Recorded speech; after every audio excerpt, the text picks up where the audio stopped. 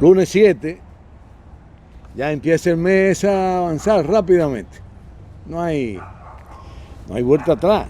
Es que el tiempo avanza bastante bien y tenemos que aprovecharlo lo más que podamos en las diferentes actividades que hacemos de manera diaria.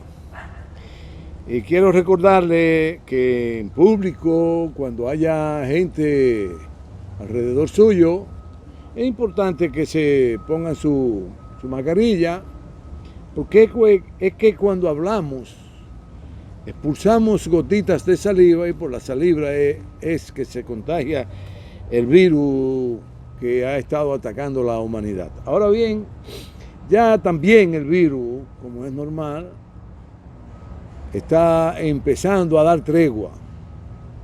Ha ido cediendo, ha ido bajando.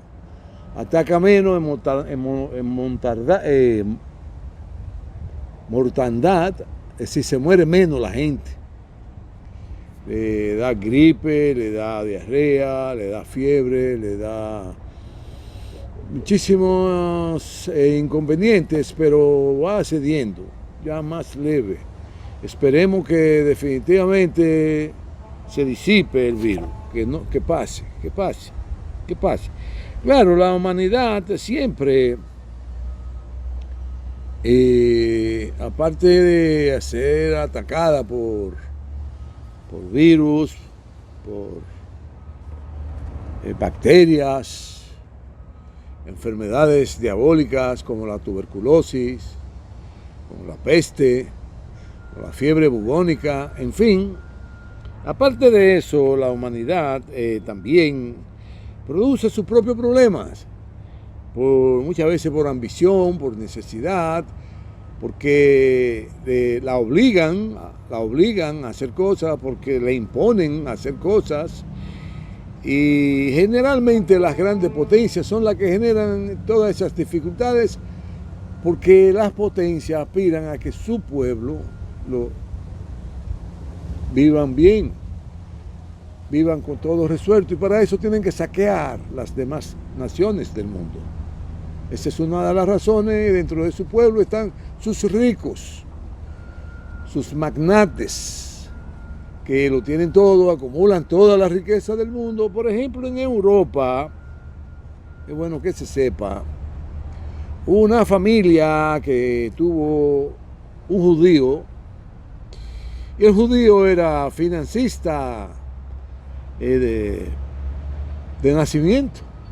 Si se dedicó a prestar dinero, a hacer dinero, prestarlo, hacer dinero, engrosar su fortuna, seguirlo prestando, bueno, y tuvo una familia de 5 hijos, entre ellos creo que una hembra y 4 varones judíos, todos alemanes, y los educó para administrar la fortuna que él estaba construyendo, y efectivamente se hicieron dueños esos judíos de la masa monetaria de toda Europa, prestando y cobrando, y luego pues fueron uno de los puntales del desarrollo económico industrial de Europa desde los siglos antes de nuestra era. Comenzaron esa familia a fortificarse económicamente a partir, si no mal recuerdo, del siglo XVIII en adelante. Hasta hoy día esa familia tiene un control importante en todos los países del mundo de las actividades bancarias y financieras, los Rothschild. Entre ellos estuvo uno que no sé si era el marido de una de las hijas, el apellido Nobel, que efectivamente el premio Nobel lo dan a nombre de esa persona, sueco, y por cierto ahora le acaban de dar a un africano. Yo sé que ustedes habrán recordado de todo lo que yo he hablado aquí de África, de cómo ha sido vilipendiada, cómo ha sido el África saqueada, cómo ha sido puesta el África en guerra interétnicas. De eso vamos a hablar, de las guerras inducidas y que, claro está, al ser comunidades tan pobres, tan escaso desarrollo intelectual, de comprensión de los acontecimientos, pues se vieron envueltas en grandes conflagraciones interetnia. Hubo una gran conflagración que la dirigieron los belgas, también estuvieron ahí por detrás los suecos, que fueron financiados, porque las guerras también las financian, y tenían el interés de alzarse con toda la riqueza del pueblo Tutsi y el Opsi, y lo pusieron en pelea, y en menos de una semana se mataron más de 2 millones, eso en el África. Bueno, y el premio Nobel de la literatura se lo dieron a un africano, ahora que por cierto hizo un discurso ahí extraordinario, porque lo puso en su sitio a los occidentales. Lo llamó tal cual se merece que lo llamaran, y los condenó tal cual merecían que lo condenaran por todos los crímenes que cometieron y han cometido en el África. Bueno, estas son de las guerras que le imponen a los pueblos. Bien, mucha gente empieza a llamar a la guerra, debe haber una guerra, debe haber una guerra, debe haber una guerra, y se va diseminando, porque hay intereses que ponen eso de boca en boca, como cuando usted llama al diablo, y mucha gente empieza a llamar al diablo. El problema de eso es cuando usted entonces ve al diablo llegar, prendido en candela. Ahí es que se pone duro el asunto. Ahí es que está difícil. Usted ve el diablo llegar. Bueno, usted ve lo difícil que es cuando usted ve el diablo llegar. Mucho más difícil es cuando usted tiene la guerra encima. No hay escapatoria, no hay sosiego, no hay felicidad, no hay quietud, no hay de nada. Todo es un infierno. Todo es fuego, te envuelve. Y millones de personas pierden la vida. Eso está ahí en todas las guerras que han habido en la humanidad, entre ellas las guerras europeas que a principios del siglo XX, y las guerras europeas y un poco parte del mundo en el siglo XX, ya a mediados del siglo XX, del 39 al 45. 6 años de guerra que fueron diabólicas. Inclusive cogieron los yanquis y le prendieron fuego a ciudades enteras con la bomba nuclear, con la bomba atómica. Bueno, y efectivamente ese es el problema cuando usted empieza a llamar algo que no va a ser conveniente, y luego quizá quiere arrepentirse, pero se le hace tarde el arrepentimiento, Pero hay muchos tipos de guerras, y vamos a mencionar algunos de los tipos de guerras para irnos haciendo una idea, porque vamos a hablar hoy de eso, ya que tenemos por delante. No sé si hoy nos dará tiempo a hablar de si se le están dando el apoyo, las facilidades y todo lo que requieren los pequeños industriales, artesanos. Los artesanos son los que fabrican con su intuición, como dueños de talleres metalmecánicos, de soldaduras, talleres de desarrollar software, talleres de todo tipo artesanalmente. Usted dirá, ¿y cómo se hace un software artesanalmente? Bueno, quiero que sepan que en nuestro país hay miles y miles de jóvenes que dominan a la plenitud o a plenitud todo lo que tiene que ver con lo virtual, con el conocimiento de la inteligencia virtual, y te producen software, te lo hacen. Muestra de ello es un último acontecimiento que se acaba de producir de un grupo de jóvenes, de hombres, de mujeres, que tenían centros de llamada para extorsionar, para, en fin, hacer diablura y enriquecerse sobre esa base. Bueno, lo descubrieron y lo están desmantelando, pero evidentemente son científicos, porque usted me dice a mí que me comunique con alguien, y a mí a a cuesta dificultades puedo localizar a esa persona y comunicarme. Pero nuestros jóvenes, por eso hemos hablado también de la importancia de reclutar la juventud para ponerla a producir a favor del país, a favor de la nación, a favor del desarrollo, a favor de la industria, de la producción en sentido general, de la agricultura. Nuestros jóvenes pueden aportar mucho. Lo único que hay que ponerle atención a esos jóvenes, reclutarlos, inducirlos al trabajo productivo y que contribuyan al desarrollo del país. Claro, tiene que haber gobiernos responsables para eso. Sobre eso vamos a hablar, de si se está apoyando a la mediana, a la pequeña industria, a las industrias, de manera real para que crezca el país en lo económico, porque no hay otra manera de crecer en lo económico que produciendo bienes y servicios. Bienes son todas las casas, todas las industrias, todas las ropas, todos los instrumentos que se usan en la casa, los instrumentos que se usan para arreglar los vehículos, las piezas de vehículos. Los bienes son todas las cosas que se necesitan en una actividad determinada o en todas las actividades que realiza el ser humano para que nunca falte nada, y eso va a producir entonces todos los productos que se consumen, todos, desde los tornillitos hasta los televisores, hasta la computadora, hasta los aviones, todos los productos que sirven para darle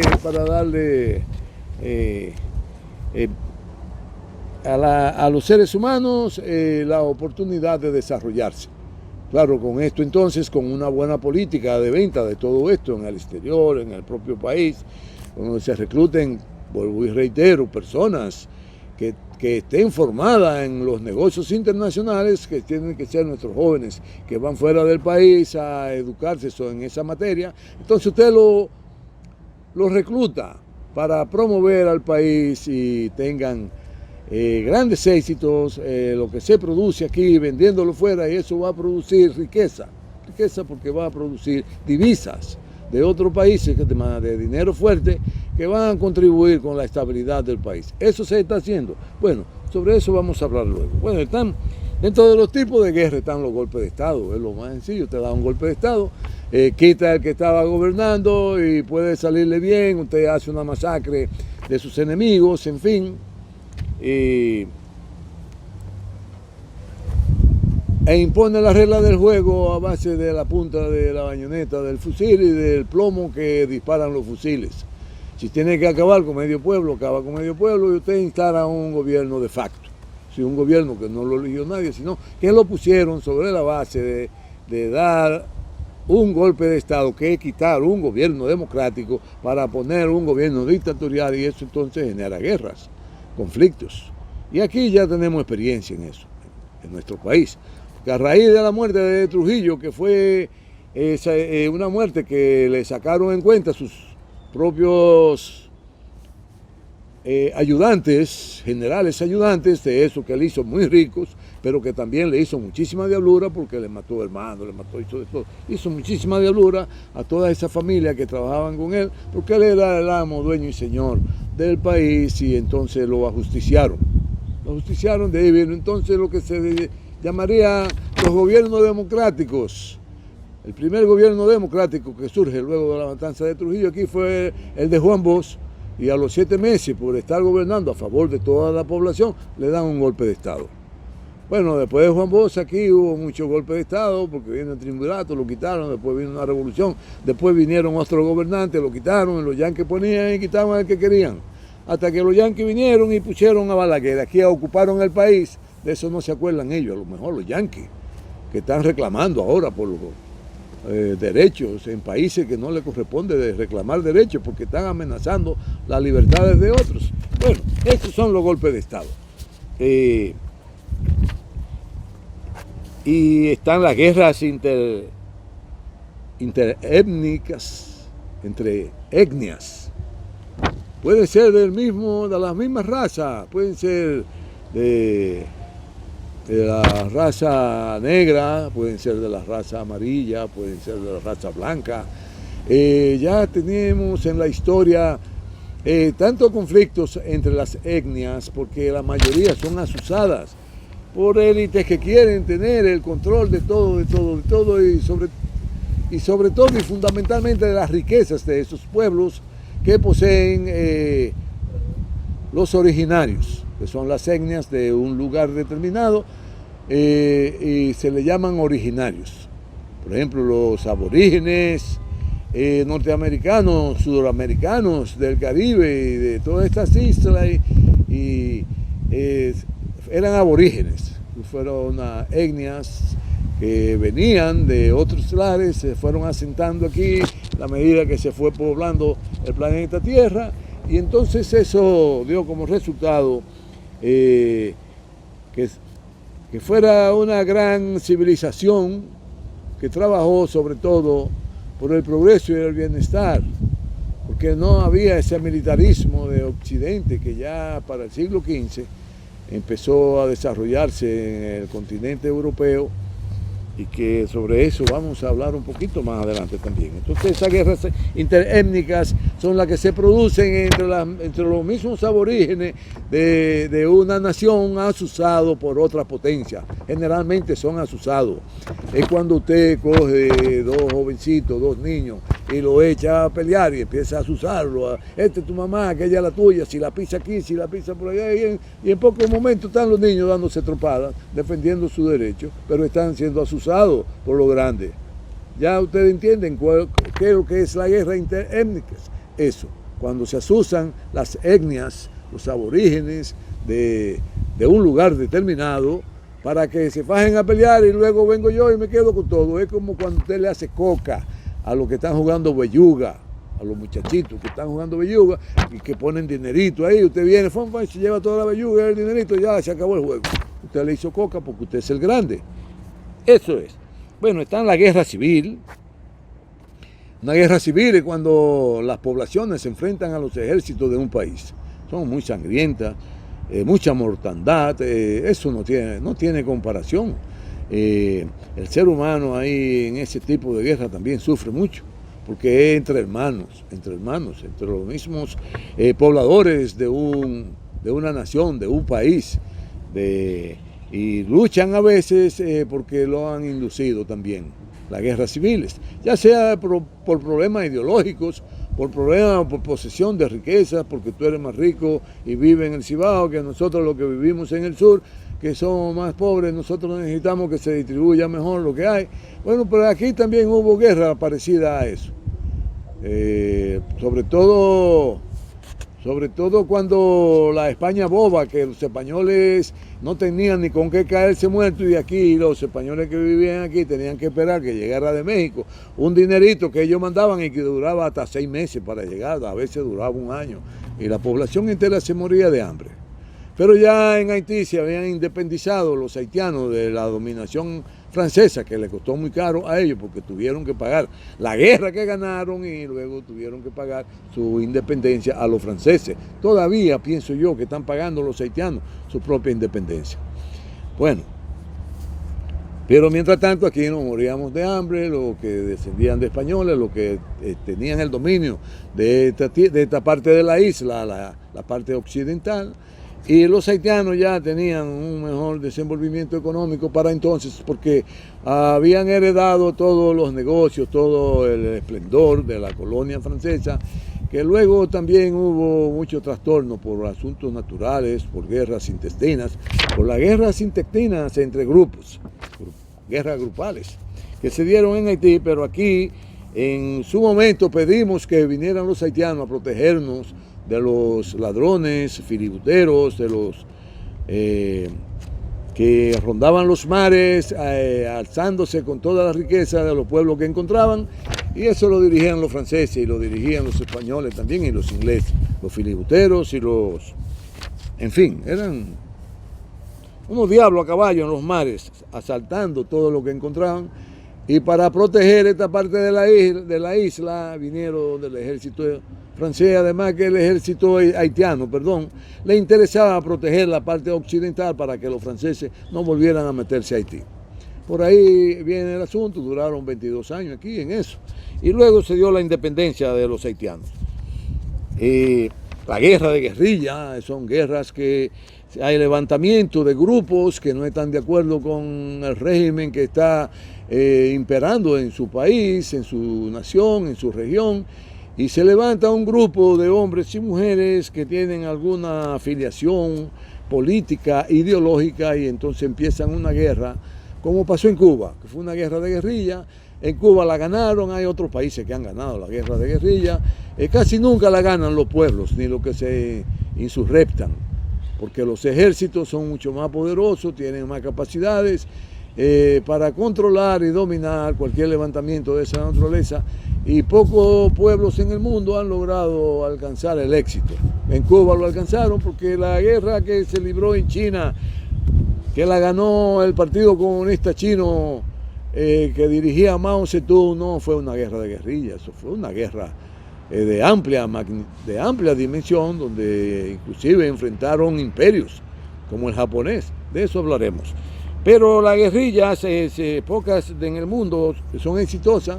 En Cuba fueron exitosas, y luego los cubanos ayudaron a otro pueblo que casi ninguno lograron su independencia, salvo que Angola. En Angola tuvieron éxito porque pudieron ganarle al ejército sudamericano junto con el ejército norteamericano.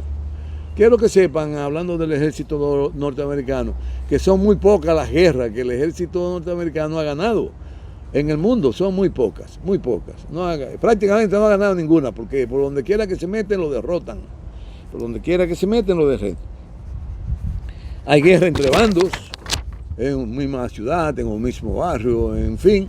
De cualquier manera, los bandos se desarrollan porque pertenecen a bandas, ya sean bandas del bajo mundo, bandas del narcotráfico, bandas de los negocios sucios que hay, como la venta de órganos, la venta de mujeres, la venta de hombres, el tráfico de niños, el tráfico de los órganos de los niños, que se secuestran a los niños, le sacan todos sus órganos, le sacan los ojos, le sacan el hígado, le sacan el corazón, y eso lo venden, y luego entre bandas se forman grandes contradicciones por el control del negocio, y se arman guerras. Y muchas veces toda la población se ve envuelto en ese tigueraje. Bueno, están las guerras regionales. Por ejemplo, en tiempo pasado hubo muchísimos conflictos civiles, pero armados en México, de gente de una región y otro de otra región, que entendían que uno había usurpado los derechos que tenía la otra, se levantaban en armas. Asusado inclusive todo esto por el narcotráfico y por la delincuencia que gobernaba anteriormente a ANLO en México. Había una delincuencia organizada de cuello blanco, como le dicen, y todo ese tigueraje pues apañaba, aupaba esos conflictos entre las regiones, porque así ellos tenían más facilidad de desarrollar los negocios de la droga, del tráfico, de su influencia, en fin, de todo.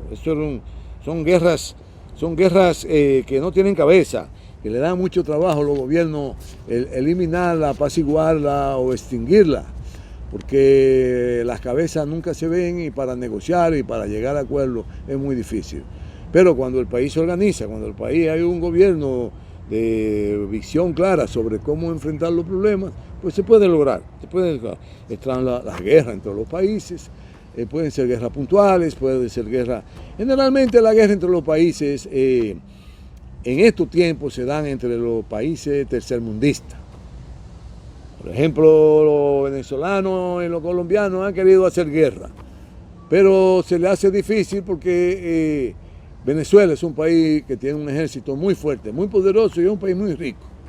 Mientras que Colombia lo que está es asusado, aupado por Norteamérica, por Estados Unidos de Norteamérica, que tiene ahí en Colombia 7 bases y quiere tener el control de Colombia bajo sangre, fuego, no importa. a cualquier precio, deben tener el control de Colombia, porque de ahí se alimentan muchísimas organizaciones de inteligencia que ellos tienen con el dinero que se produce con la droga, que lo perdieron en Afganistán, porque la guerra en Afganistán la perdieron los norteamericanos, perdieron la de Vietnam, perdieron la de Corea, perdieron la guerra de China, perdieron la Segunda Guerra Mundial no la ganaron ellos, la ganaron los rusos, que fueron quienes aportaron 25 millones de muertos, no por los muertos que aportaron, sino por la valentía con que enfrentaron al ejército de Hitler y que lo derrotaron. De eso vamos a hablar un poquitito más adelante.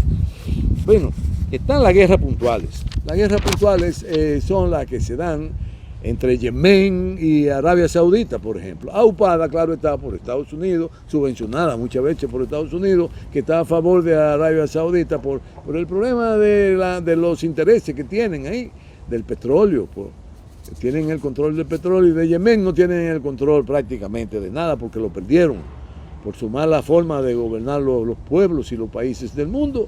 Usted, sobre la base de imponerle lo que usted cree, lo que usted quiere, lo que usted necesita y quitárselo a la gente, sobre esa base usted no puede gobernar mucho a nadie ni a nada. Bueno, la guerra de dominación, que son las guerras que se están dando ahora, porque tanto China, Rusia, India, Estados Unidos, Afganistán, Irán, Israel inclusive, quieren dominar a otros pueblos.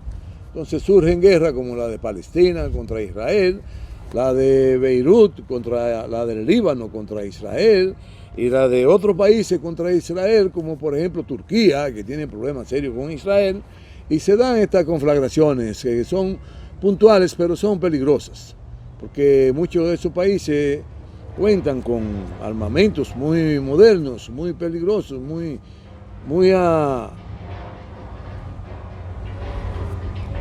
al compás del desarrollo que han experimentado todas estas fábricas industriales de producir armamentos, que se han modernizado enormemente y que cualquier bombita te acaba con medio mundo, cualquier bomba.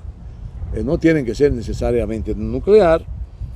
Y ya saben, eso es la guerra de dominación, la guerra de expansión. Por ejemplo, Israel es un país expansionista, quiere seguirse. Que quiero que sepan que Israel como nunca existió como tal. Lo que existió fue Palestina bajo la égida de los judíos, que fue una potencia grande, Palestina, y los judíos fueron un imperio que dominó amplias extensiones, pero que la corrupción lo destruyó a los judíos. La corrupción destruyó ese imperio.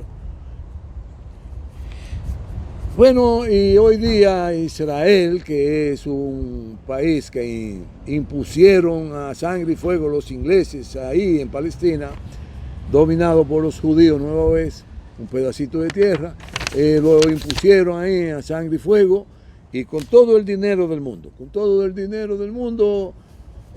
fueron construyendo ese país. Hoy día tienen una actitud belicista, es decir, de guerra, de expansión, quitándole la tierra a los palestinos, a los jordanos, a los sirios, y aprovechan la mínima oportunidad que sea favorable para ellos, porque tienen un desarrollo extraordinario.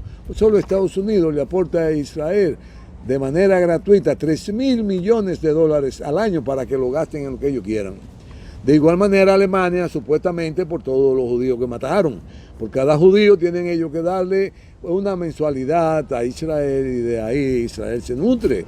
Y claro está, entonces producen tomate en el desierto, producen pepino en el desierto, pero es con ese dinero, no es con que ellos están vendiendo producción que han generado sus industrias ni nada por el estilo. Claro, ahora venden muchísimas armas de fuego porque se han hecho expertos en producir armas de fuego, en la industria armamentística. Se han hecho expertos los judíos, así como en manejar instituciones de inteligencia y todo este tipo de cosas. Y por eso muchas veces le hacen maldades extraordinarias a países vecinos como a Irán, a Turquía, en fin. Hay muchas diabluras ahí, y esas son las guerras de expansión. No solo Israel, hay otros países del mundo que son expansionistas, pero luego vienen las guerras por el dominio de la ciencia.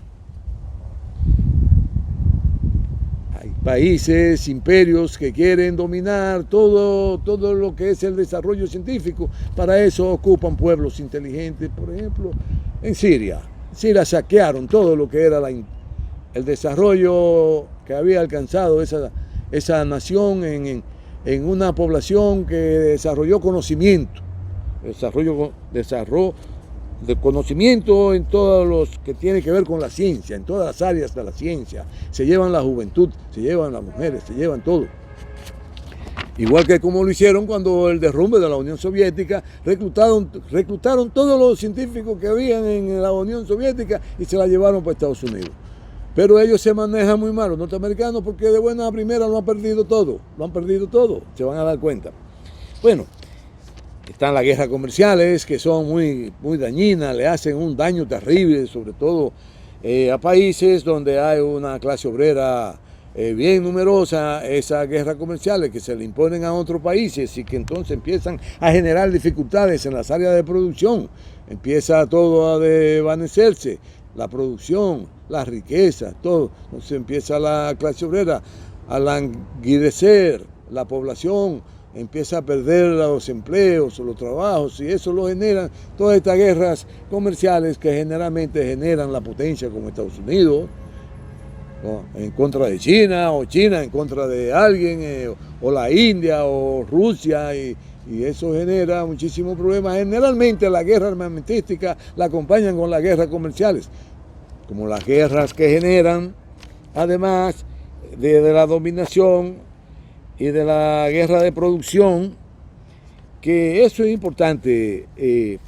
Cuando usted se roba toda la ciencia de un país, de una región, de un continente, y fortalece el suyo, por esa razón el imperio occidental a partir del siglo XV empieza a despegar, y todos esos países de Europa empezaron a convertirse en potencias colonialistas, porque iban a los pueblos del mundo a saquearlos, los mataban, los capaban, los señalaban, en fin. Y toda su riqueza la extraían para llevársela a su origen, a Europa, en el que ya Europa empezaba a desarrollar una industria y que la subvencionaban con toda esa riqueza que saqueaban en los pueblos que ellos colonizaban. Entonces Europa empieza un despertar industrial del conocimiento, de la ciencia, porque todo el saqueo que habían hecho con todos esos recursos le permitió a los europeos convertirse en países potencia, donde empezó a desarrollar la industria, el conocimiento, afianzar la banca, afianzar la manera de prestar dinero para cobrarte, óyete, hasta con sangre de lo que tú no podías pagarles. Así que de ahí es que empieza a surgir el poderío de Europa y la fortaleza como potencia, porque fortalecieron la ciencia a favor de desarrollar el conocimiento y con ello la industria. Y fueron grandes mercaderes, toda su producción la llevaron por todos los países del mundo, porque China había perdido el horizonte a partir del siglo XII, cuando habían alcanzado un bienestar como potencia enorme, pero cometieron el error de aislarse del mundo, y eso pues le costó perder su poderío, y la convirtieron entonces en una nación que no era muy desarrollada, y empezaron a querer adueñarse de todos los territorios chinos, y ya ustedes verán la historia, cómo eso termina. Ustedes la verán. Bueno, hay una guerra que va junto con esa, que es la guerra por el dominio económico de la masa monetaria del mundo. Entonces empiezan a imponer sanciones por aquí, sanciones por allá. Bueno, el país que más sabe de sanciones y de cómo evadir las sanciones y cómo subsistir con las sanciones es Rusia, porque Rusia encabezó la dirección de los países del bloque soviético socialista, y desde el 1890 Rusia empieza a ser sancionada, sometida a sanciones económicas por los países más desarrollados de Europa, porque le tenían miedo a que Rusia se desarrollara, a que Rusia desarrollara su industria, y querían mantener a Rusia subyúdice, la querían mantener en la pobreza, pero aún así no pudieron. Desde entonces ya los rusos conocen lo que son las sanciones económicas.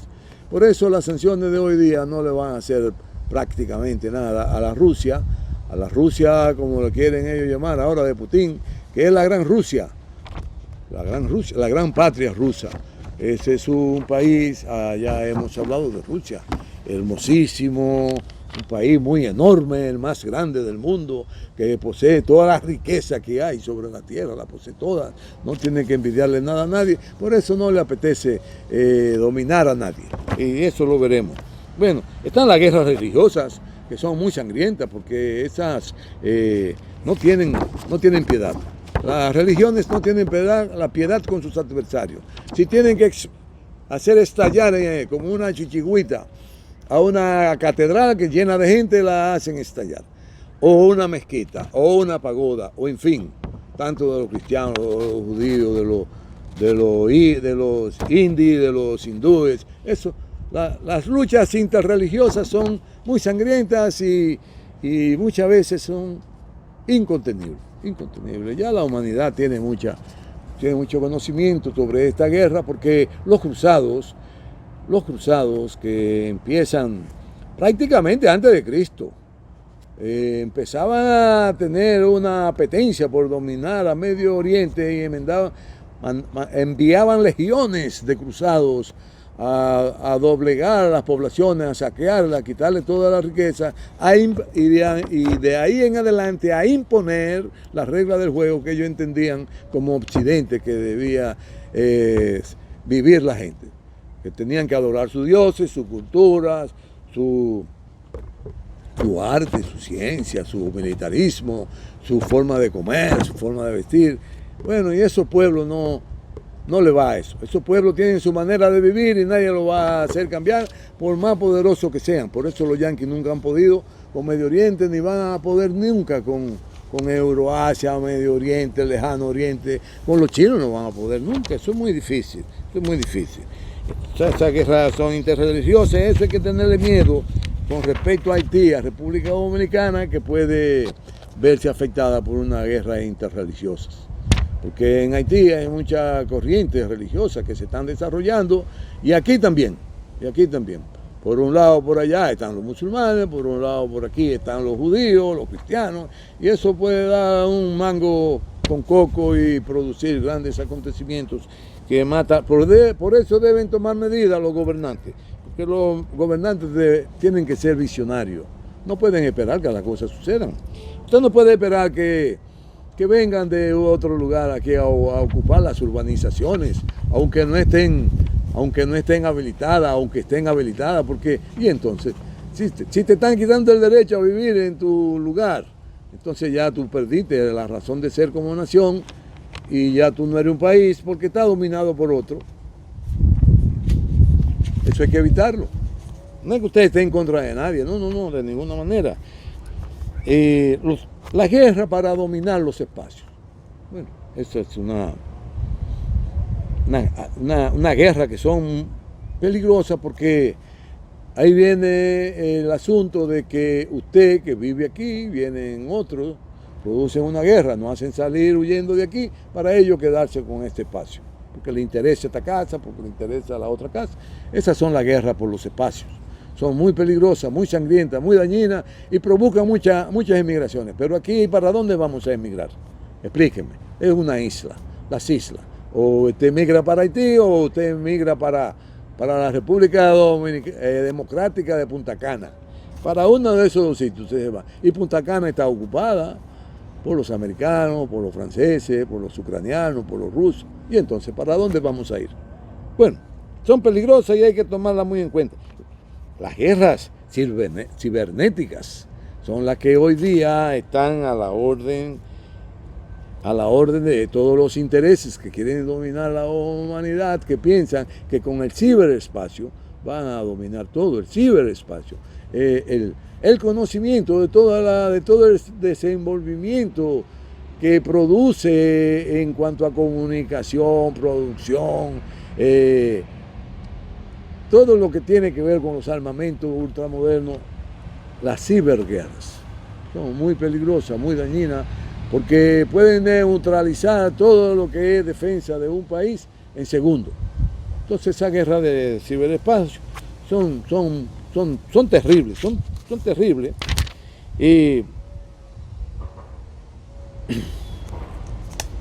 hay una guerra diabólica que se van desarrollando lentamente, que son las que tienen que ver, como habíamos dicho, con el control del negocio del bajo mundo, de los órganos, de las medicinas falsas, de las medicinas que no son falsas pero que son sustraídas, del negocio de los niños, de las niñas, de las mujeres, de los jóvenes, de las jóvenes, la guerra que producen los casinos, el control de las bebidas alcohólicas y de todo tipo de bebidas que son masivas, en fin, así como todo lo que tiene que ver con la medicina falsa. Eso hay que estar muy claro sobre eso, porque producen grandes daños y toda la humanidad se viene a paso, así como el control de la banca por la mafia. Pues ya ven, todo esto está muy bien estructurado por las potencias, y es bueno que se sepa. Bueno, aquí hay un mensaje de este libro que escribió este señor, Auge y Caída de las Grandes Potencias, que es un análisis histórico de cómo caen, cómo surgen. Hemos dicho que una potencia, cuando desea tener la supremacía, otro pueblo, otro país vecino o allegado que esté desarrollándose y produciendo bienestar a su pueblo y un desarrollo importante en todo lo que tiene que ver con la ciencia, con el conocimiento, con lo virtual, con los imaginarios, con todo, lo hace sucumbir, porque él no puede dejarse quitar la supremacía. Eso puede suceder, por ejemplo, Estados Unidos contra el Canadá, que es lo que quieren hacer Estados Unidos y todo Occidente contra Rusia. No vamos a permitir que Rusia se desarrolle. No, óigase, Rusia va en camino de fortalecerse económicamente, porque desarrollada está Rusia, que no tiene madre. Rusia te produce a ti, todos los motores de las naves espaciales que van de Estados Unidos a la Luna, a Marte, al espacio, la producen en Rusia. Entonces, ¿de qué desarrollo es que están hablando? Si Rusia produce todo lo que otros países necesitan para hacer sus diabluras, como Estados Unidos, por ejemplo. Bueno, y dice Paul Kennedy, que fue el que escribió, investigó para escribir todo esto, que el eminente historiador Kennedy analiza y describe la auge y caída de las grandes potencias políticas, económicas y militares de los últimos 5 siglos. Oigan cómo es. A lo largo de la historia ha existido una significativa correlación entre las capacidades productivas y fuerza militar. Es decir, que si usted está desarrollado en la producción de bienes y servicios, también usted está en capacidad de producir grandes transformaciones en su industria militar a favor de la fortaleza de su nación. Las naciones más poderosas se han debilitado y han entrado en crisis gastando excesivamente en defensa mientras desvían recursos productivos. Sí, mientras más invierten en defensa, mientras más invierten en modernizar su armamento, más tienen que gastar en eso y más tienen que descuidar entonces los recursos para la producción de bienes y servicios que consume la población, no lo de guerra, sino lo que consume la población. El vestido, el traje, el zapato, la medicina, la comida, el tomate, el pepino, el bizcocho, el salami, esos son los bienes de producción que consumen las masas. Bueno, cuando un país proyecta su economía buscando supremacía militar, el costo que tiene que pagar es tan alto que corre el riesgo de precipitarse en la decadencia, como le está pasando a Estados Unidos. El análisis de Keynes permitirá al lector contar con las herramientas necesarias para comprender mejor la actual encrucijada mundial. Pásenla bien, nos veremos el próximo lunes y estaremos entonces en otro momento de interactuar. Que la pasen bien.